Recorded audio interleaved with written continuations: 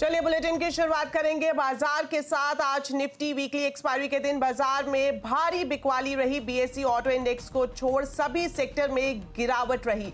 आज के सेशन में बीएसई का मार्केट कैप करीब 7.5 लाख करोड़ तक घटा। सेंसेक्स 1062 अंक, निफ्टी 345 और मिड कैप 927 अंक गिरकर बंद हुआ। तो मार्केट का पूरा हाल अब समझते हैं सुमित से। तो सुमित, ये बताएं आज भारी गिरावट में क्या रही बाजार की हाइलाइट्स? तो भारतीय बाजारों में आज के सत्र एक्सपायरी का दिन था, तो थोड़ी सी बिकवाली का दिन जरूर देखने को मिला। करीब 1.5% के आसपास का ड्रॉप आज इंडेक्स फ्रंट पे होता हुआ दिखाई पड़ा। और वीकली एक्सपायरी का दिन था, तो मार्केट्स में प्रेशर तो देखने को मिला ही। और इस प्रेशर में आज अक्रॉस द बोर्ड आपको सेल ऑफ दिखाई पड़ेगा, चाहे लार्ज कैप हो मिड कैप हो। ऑटो को छोड़ दीजिए तो बाकी सभी सेक्टर्स में आज प्रेशर था। ऑटो इंडेक्स में सिलेक्टिव स्टॉक्स के अंदर खरीदारी देखने को मिल रही थी। और मेजरली आज अब तक अगर महीने की बात करें तो करीब 15.5 लाख करोड़ रुपए के आसपास बीएससी की मार्केट कैप वाइप आउट हो चुकी है। आज में 7.5 लाख करोड़ रुपए की मार्केट कैप बीएससी की वाइप आउट हुई है। आज के सत्र में ही करीब 200 ऐसे स्टॉक थे जहां पर आज लोअर सर्किट लगता हुआ दिखाई पड़ा। और एक मेजर प्रेशर्स मार्केट के अंदर अक्रॉस द बोर्ड आज आता हुआ दिखाई पड़ रहा था। जो ब्रॉडर मार्केट है वहां पर ज़्यादा बिकवाली थी, चाहे आप मिड कैप देखें, स्मॉल कैप देखें, पीएसयू देखें, पीएसयू बैंक्स देखें, वहां पर खास तौर से बिकवाली का दौर बनता हुआ दिखाई पड़ा। और मेटल जैसे कुछ सेक्टर थे जहां पर मेजर प्रेशर देखने को मिल रहा था। ओके, सुमित, ये भी जानना चाहेंगे आज की अगर बात करें तो लगभग सभी सेक्टर्स पिटे हैं। कहां सबसे ज्यादा गिरावट देखने को मिली है? देखिए, निफ्टी के टॉप गेनर्स की अगर बात की जाए तो आज हीरो मोटोकॉर्प और टाटा मोटर्स जैसे नाम थे जो कि ऑटो से सपोर्ट कर रहे थे। इनफैक्ट 4 में से 3 नाम तो आपको ऑटो ही दिखाई पड़ेंगे। Hero MotoCorp, Tata Motors, M&M और एक SBI नंबर्स के बाद चलता हुआ दिखाई पड़ा। गिरने वाले शेयरों में L&T नंबर्स के बाद 6% नीचे, BPCL 4.5% नीचे, एशियन पेंट नंबर्स के बाद 4.5% नीचे और कोल इंडिया 4.5% नीचे ये भी रहा। मिड कैप में आज विजय डायग्नोस्टिक नंबर्स के बाद 8% ऊपर, गॉडफ्रे फिलिप्स 5% ऊपर, टाटा इन्वेस्टमेंट 5% ऊपर, जुपिटर वैगन 3% तेजी यहां थी। मिड कैप गिरने वाले शेयरों में मोतीलाल ओसवाल 8% नीचे, मन्नापुरम 8% नीचे, स्टरलाइट टेक्स 7% नीचे और एंजल वन करीब 6% बिकवाली यहां देखने को मिली। ऑयल एंड गैस से प्रेशर था बीपीसीएल की तरफ से। HPCL, कैस्ट्रॉल और ऑयल इंडिया 3.5 से 4.5% तक टूटे। मेटल में से NMDC 5% नीचे रहा, सेल 5% नीचे रहा, JSW स्टील 3.5% नीचे रहा और अदानी इंटरप्राइजेज करीब 3-3.5% के आसपास बिकवाली यहां पर भी आते हुए दिखाई पड़ी। तो शुक्रिया सुमित इस पूरे मार्केट अपडेट के लिए। वहीं इलेक्शन रिजल्ट तक बाजार में अनिश्चितता रहने की उम्मीद है, ये कहना है पाइपर सरिका के फाउंडर और फंड मैनेजर अभय अग्रवाल का। अभय अग्रवाल के मुताबिक बाजार को चुनावी नतीजों में उलटफेर का डर नहीं, बल्कि चुनाव के बाद बजट में टैक्स को लेकर चिंता है। एक तो है इलेक्शन रिजल्ट्स। मैं ये नहीं कहूंगा कि इलेक्शन रिजल्ट्स में कोई अपसेट का डर है, पर एक यही डर है कि जब तक रिजल्ट नहीं आता तब तक अनसर्टेनिटी का माहौल रहेगा। तो क्या हम उस माहौल में रिस्क पुट ऑन करें कि थोड़ा वेट करें? तो अभी जो पेंडुलम है वो रिस्क अवॉइड करने की जोन में जा रहा है। तो एक तो वो कारण है। दूसरा कारण उसके बाद का है, इलेक्शन के रिजल्ट्स का भी मुझे नहीं लगता इतना डर है। उसके बाद जो बजट है उसमें एक ये थोड़ा सा डर है इन्वेस्टर्स के मन में कि क्या कैपिटल गेन्स रिलेटेड टैक्स, जिसकी आप भी शो में पहले बात कर चुके हैं, उसको कोई ट्वीक करेंगे, उसमें कुछ चेंज होगा, उसको रैशनलाइज करेंगे एक तरीके से, जो शॉर्ट टर्म की जो अवधि है उसको चेंज करके। एसबीआई ने आज चौथी तिमाही के शानदार नतीजे पेश किए हैं। बैंक के मुनाफे में सालाना आधार पर 24% का उछाल आया है। बैंक को 20,700 करोड़ रुपए का मुनाफा हुआ है। वहीं ब्याज की बात करें तो ब्याज से कमाई भी 3% से ज्यादा बढ़ी है। तिमाही आधार पर NIM भी सुधरा है। बैंक का नेट इंटरेस्ट मार्जिन 3.5% रहा है। साथ ही तिमाही आधार पर नए NPA में कमी आई है।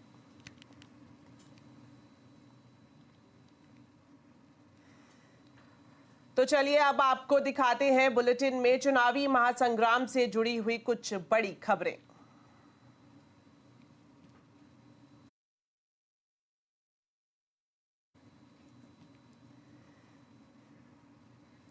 भारत की आबादी में धार्मिक आधार पर बड़े बदलाव के संकेत मिल रहे हैं। प्रधानमंत्री की आर्थिक सलाहकार परिषद की एक रिसर्च रिपोर्ट के मुताबिक 1950 से लेकर 2015 के बीच हिंदुओं की आबादी 7.8% घटी है, जबकि अल्पसंख्यक समुदायों की आबादी में बेतहाशा बढ़ोतरी देखने को मिली है। इस रिपोर्ट की पूरी डिटेल्स जानने के लिए चलते हैं अब हमारे वरिष्ठ सहयोगी लक्ष्मण रॉय के पास। तो लक्ष्मण जी बताएं, क्या कुछ कहा गया है इस रिपोर्ट में?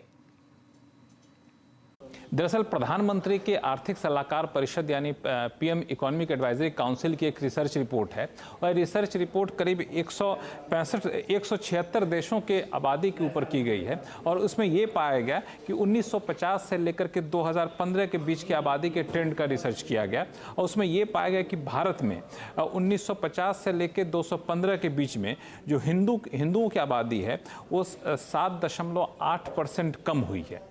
यानी बहुसंख्यक आबादी जो है 7.8% कम हुई है। पहले जहां आबादी का 84% हिंदू हुआ करते थे, अब वो घट करके 78% के आसपास पहुंच गए हैं। लेकिन दूसरी तरफ अल्पसंख्यक समुदायों की आबादी जो है वो काफ़ी ज़्यादा बढ़ी है। कुल आबादी में उनकी हिस्सेदारी भी काफ़ी ज़्यादा बढ़ी है। मिसाल के तौर पर मुस्लिम आबादी की में जो बढ़ोतरी देखने को मिली है वो 43.15% की बढ़ोतरी देखने को मिली है। यानी पहले कुल आबादी में मुस्लिमों की आबादी 9.84% हुआ करती थी, वो बढ़ करके 14.09% हो गई, यानी 14.09% हो गई है मुस्लिमों की आबादी कुल आबादी में। ये 1950 से लेकर के 215 के आंकड़ों की बात कर रहे हैं। अगर ईसाई की आबादी करें तो उसमें भी बढ़ोतरी देखने को मिली है। कुल आबादी में यहाँ पे 5.38% की बढ़ोतरी देखने को मिली है। सिखों की भी आबादी बढ़ी है 6.58%।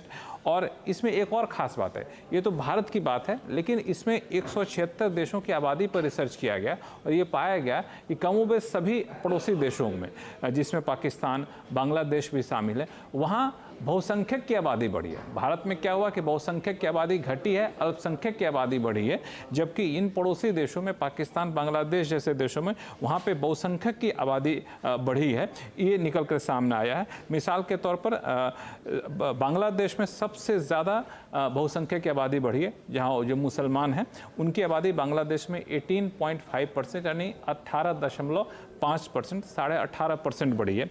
पाकिस्तान में बढ़ोतरी 3.75% की देखने को मिली है। अफगानिस्तान में थोड़ी कम या फिर मामूली बढ़ी है 0.29%। और बौद्धों की आबादी जो है वो घट रही है। ये भी एक खास बात निकल कर आई है रिसर्च में। म्यांमार में बौद्धों की आबादी में कमी देखने को मिली है। तो ये रिसर्च रिपोर्ट प्रधानमंत्री इकोनॉमिक एडवाइजरी काउंसिल की आई है। शुक्रिया लक्ष्मण जी इस खबर पर विस्तार से जानकारी देने के लिए। वहीं हिंदू मुस्लिम आबादी पर रिपोर्ट को लेकर राजनीतिक दलों में घमासान छिड़ गया है। प्रियंका गांधी वाड्रा से जब इस बारे में सवाल किया गया तो उन्होंने टाल दिया। उन्होंने कहा कि चुनाव में ये रियल मुद्दा नहीं है, सरकार जानबूझकर चुनाव के समय ऐसे मुद्दों को सामने ला रही है।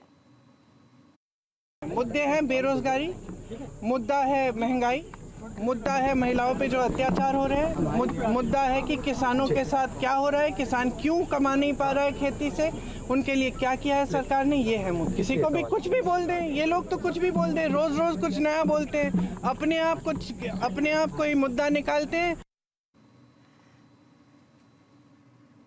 गृह मंत्री अमित शाह ने तेलंगाना में अपने विरोधियों पर जमकर हमला बोला है। उन्होंने कांग्रेस, बीआरएस और एआईएमआईएम को तुष्टीकरण की तिकड़ी बताया है। अमित शाह ने कहा कि 2024 का चुनाव राहुल गांधी बनाम नरेंद्र मोदी है और ये विकास के लिए वोट और जिहाद के लिए वोट के बीच मुकाबला है।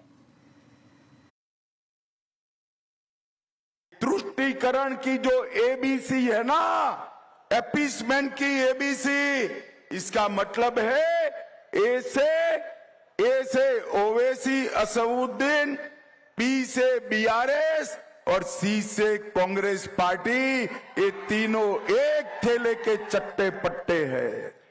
भाई और बहनों, कांग्रेस, मजलिस और बीआरएस, ये तीनों अपीसमेंट का ट्रायंगल है। तो चौथे चरण के मतदान से पहले चुनाव में नए मुद्दे गर्म हो गए हैं। चुनाव में हिंदू मुसलमान चल रहा है। नए मुद्दों से किसको होगा फायदा, किसको होगा नुकसान, आज चुनाव अड्डा में इसी पर करेंगे बड़ी चर्चा। शाम 7:57 पर।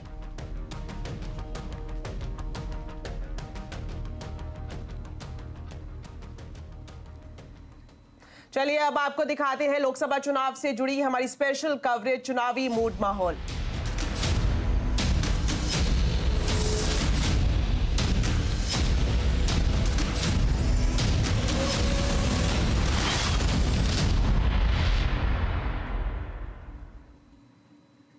चुनावी मूड माहौल में आज आपको दिखाते हैं पश्चिमी दिल्ली लोकसभा सीट का हाल। दिल्ली की दूसरी सबसे बड़ी लोकसभा सीट पश्चिमी दिल्ली में कांटे की टक्कर है। बीजेपी उम्मीदवार जहां मोदी की गारंटी को प्रचार में भुना रही हैं, वहीं इंडी गठबंधन का उम्मीदवार जेल का जवाब वोट से जैसी मुहिम पर वोट मांग रहे हैं। देखिए मेरी ये ग्राउंड रिपोर्ट। राजधानी दिल्ली की 7 लोकसभा सीटों पर 25 मई को मतदान होगा। वैसे तो इस बार पूरी दिल्ली में मुकाबला काफी रोमांचक रहेगा, लेकिन अगर बात करें वेस्ट दिल्ली की तो यहाँ पर कांटे की टक्कर साफ दिखाई दे रही है। चुनावी मुद्दों की बात करें उससे पहले आपको बता देते हैं कि पश्चिमी दिल्ली में कुल 25,66,000 वोटर्स हैं, जिनमें 12,06,000 महिलाएं और 13,60,000 पुरुष हैं। इसके अलावा 125 ट्रांसजेंडर वोटर्स इस संसदीय क्षेत्र में मौजूद है। यहाँ के समीकरण की बात करें तो पश्चिमी लोकसभा सीट पर शहरी आबादी के साथ साथ झुग्गी बस्तियों में रहने वालों की आबादी भी शामिल है। इस लोकसभा सीट में 10 विधानसभाएं आती हैं। इसमें नजफगढ़, मटियाला, उत्तम नगर, द्वारका, जनकपुरी, हरिनगर, मादीपुर और राजौरी गार्डन जैसे नाम शामिल हैं। आप मेरे पीछे देख रहे हैं, ये है हरिनगर घंटा घर चौक, जो कि काफ़ी फेमस इलाका है यहाँ का। पश्चिमी दिल्ली की बात करें तो इस बार यहाँ पर चुनावी मुकाबला काफ़ी दिलचस्प है। एक तरफ है बीजेपी से पूर्व मेयर रही कमलजीत सहरावत और वहीं दूसरी तरफ है कांग्रेस और आम आदमी पार्टी के गठबंधन का उम्मीदवार महाबल मिश्रा, जो कि पूर्व सांसद भी रह चुके हैं। तो पश्चिमी दिल्ली संसदीय क्षेत्र में क्या कुछ है चुनावी मुद्दे, आइए जानते हैं। कमल की जीत, कमल जीत, कमल की जीत, कमल जीत। चलिए अब बात कर लेते हैं यहाँ पर चुनावी मुद्दे क्या हैं। बीजेपी जिन मुद्दों को चुनाव प्रचार में फोकस कर रही है उसमें अनऑथोराइज्ड कॉलोनीज में पार्क, खेल सुविधाएं और कम्युनिटी सेंटर की कमी है। साथ ही साथ बीते 5 साल में बंद मोहल्ला क्लिनिक, आयुष्मान भारत को लॉन्च ना करना, बुजुर्गों की पेंशन रोके जाना, इन सब मुद्दों पर बीजेपी इस बार हावी होती दिखाई दे रही है। बीजेपी प्रत्याशी कमलजीत सहरावत चुनाव प्रचार में मोदी की गारंटी का जिक्र करना नहीं भूल रही। पिछले 8 साल से 60 साल से ऊपर जो हमारे सीनियर सिटीजन हैं उनको पेंशन नहीं मिल रही है, नया राशन कार्ड नहीं बन रहा है, पानी की त्राही है, डीटीसी के लोगों को पेंशन नहीं मिल रही है, मोहल्ला क्लिनिक बंद पड़े हैं। तो केजरीवाल टोटल फेल है और मोदी जी के काम आंखों के सामने दिखाई दे रहे हैं। बीजेपी उम्मीदवार कमलजीत सहरावत को टक्कर दे रहे हैं महाबल मिश्रा। जी हां, महाबल मिश्रा की बात करें तो आम आदमी पार्टी कांग्रेस के गठबंधन पर ये चुनाव लड़ रहे हैं। जो चुनावी वादे महाबल मिश्रा यहाँ कर रहे हैं उनमें राजौरी गार्डन से लाजवंती गार्डन तक नए कॉरिडोर का निर्माण, नांगलोई और जयपुर रोड तक अलग अलग लाइनों के साथ पश्चिमी दिल्ली में मेट्रो का विस्तार शामिल है। जेल के बदले वोट कैंपेन भी यहाँ पर जोरों पर है। उनके घोटाले का कोई सबूत नहीं मिला है, लेकिन जो रेड्डी 9 बार अपने स्टेटमेंट में दिया था जो कोई आरोप इन पर नहीं है। रेड्डी के पिताजी कहा जो कि हमसे कभी केजरीवाल नहीं मिला है। वो आदमी को 10 दिन के बाद जमानत मिल जाती है और सरकारी गवाह बन जाता है। स्वयं में बीजेपी ने साबित कर दिया 6 का टिकट काट के जो विकास हमने नहीं किया और सांसद लोगों के बीच में नहीं गया। हालांकि पूरी दिल्ली में ही इस बार लोकसभा चुनाव दिलचस्प होने वाला है, क्योंकि प्रदेश में जहां आम आदमी पार्टी सत्ता पर काबिज है, वहीं केंद्र में बीजेपी का दबदबा है। ऐसे में पश्चिमी दिल्ली लोकसभा सीट पर बीजेपी और इंडी गठबंधन दोनों के उम्मीदवार अपनी जीत की दावेदारी यहां मजबूत करते हुए दिखाई दे रहे हैं। दीपाली नंदा, दिल्ली। चलिए बुलेटिन में फिलहाल वक्त हो गया एक छोटे से ब्रेक का, लेकिन खबरें अभी और भी हैं। आप देखते रहिए आवाज समाचार।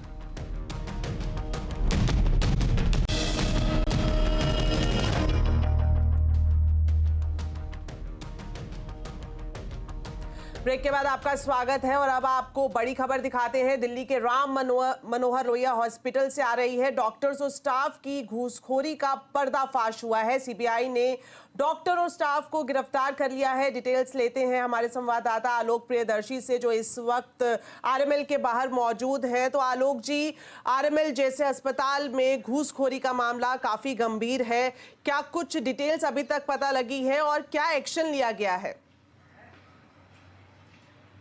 बिल्कुल, देखिए, जो सीबीआई ने एफआईआर दर्ज किया है उसके मुताबिक जो आरएमएल हॉस्पिटल के डॉक्टर हैं, यहाँ के स्टाफ हैं, उन सभी लोगों का जो मेडिकल इक्विपमेंट सप्लाई करने वाली कंपनियां हैं उनके साथ साठगांठ का खुलासा हुआ है। और ये सभी डॉक्टर स्टाफ इन प्राइवेट कंपनियों से घूस लेते थे ताकि उनके इक्विपमेंट की सप्लाई हॉस्पिटल में सुचारू रूप से चालू रखी जाए। और इसके तहत जो यूपीआई के जरिए पैसे के लेन देन का खुलासा हुआ है, सीबीआई लंबे समय से इन डॉक्टरों पर नजर रखी थी। और खासतौर से जो कार्डियो डिपार्टमेंट के जो दो डॉक्टर हैं, डॉक्टर अजय राज और डॉक्टर पर्वत गौड़ा, इन दो लोगों की ट्रैकिंग हो रही थी, मोबाइल सर्वेलेंस हो रहा था और उसके जरिए पता लगा कि ये समय समय पर घूस ले रहे थे इन कंपनियों से और साथ ही साथ जो अपने फॉरेन ट्रिप्स हैं उनकी भी फंडिंग करा रहे थे। तो अभी तक इस पूरे मामले में जो दो डॉक्टर हैं उनके साथ साथ 11 लोगों को गिरफ्तार किया गया है, जिसमें लैब टेक्नीशियन, क्लिनिकल स्टाफ, जो और डिपार्टमेंट के स्टाफ होते हैं वो भी इसमें शामिल हैं और 16 लोगों के खिलाफ एफआईआर दर्ज की गई है। इस पूरे मामले की जांच चल रही। इसी बीच में केंद्रीय स्वास्थ्य मंत्रालय ने, जिसके तहत ये आरएमएल हॉस्पिटल आता है, उससे जवाब तलब किया है, उस पे इस पूरे मामले पर रिपोर्ट मांगी है। और इसके अलावा जो हमें जानकारी मिली है कि हॉस्पिटल एडमिनिस्ट्रेशन ने भी अपनी तरफ से एक फैक्ट फाइंडिंग कमेटी गठित की है, जो कि इस हॉस्पिटल में जो अभी तक ये घटना हुई है, जो घूसकांड हुआ है, उसके बारे में छानबीन करेगी और इसके बाद भविष्य में ऐसी घटनाएं दोबारा ना हो उसके लिए उपाय भी सुझाएगी। तो कुल मिलाकर अभी तक सीबीआई की तरफ से जो एफआईआर दर्ज हुआ है उसमें यही स्टेटस है। और जो दो कंपनियां हैं, भारती मेडिकल टेक्नोलॉजीज और नागपाल टेक्नोलॉजीज, ये दो कंपनियों के इक्विपमेंट इस हॉस्पिटल में लगातार सप्लाई हो रहे थे और उन्हीं के एवज में डॉक्टर्स और यहाँ के स्टाफ घूस ले रहे थे। और यही नहीं दीपाली, मैं बता दूं कि ये डॉक्टर स्टाफ है, जो गरीब मरीज आते थे यहाँ पे इलाज कराने के लिए, उनसे बेड, हॉस्पिटल में एडमिशन और इसके अलावा मेडिकल सर्टिफिकेट बनाने के एवज में भी घूस लेते थे। तो ये अपने आप में बड़ा ही गंभीर मामला है कि किस तरह से पूरा हॉस्पिटल और स्टाफ मिलकर एक पूरे रिश्वतखोरी में शामिल था। बिल्कुल, वाकई काफी गंभीर मामला है ये। हालांकि जिस तरह से आलोक बता रहे थे कि अब स्वास्थ्य मंत्रालय ने भी रिपोर्ट तलब की है। तो शुक्रिया आलोक इस पूरी डिटेल्स के लिए। तो बुलेटिन में फिलहाल वक्त हो गया एक छोटे से ब्रेक का, लेकिन ब्रेक के बाद आप देख पाएंगे मार्केट से जुड़े हुए दूसरे प्रोग्राम। और फिलहाल मुझे दीजिए इजाजत, नमस्कार।